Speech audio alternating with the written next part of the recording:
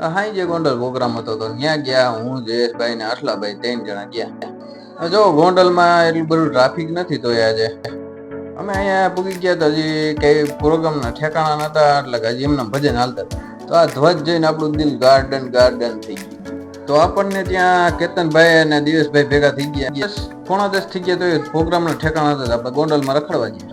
તો અડધી કલાક રખડીને અમે જો પાછા 10:15 વાગે ભાગ્યા પાછા. હવે પ્રોગ્રામ ચાલુ થયો.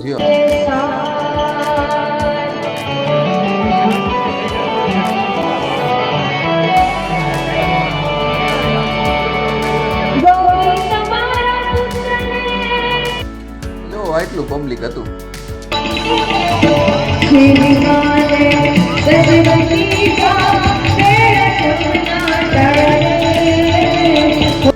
પછી તમે ગોલા ખાવા ગયા. આપણે જયેશભાઈ ને દાતારી શંભરા કાઢી ગઈ એને ગોલા ખવડાવી દીધા. હાલો ગોલા ખાવા જો આવા ગોલા હતા.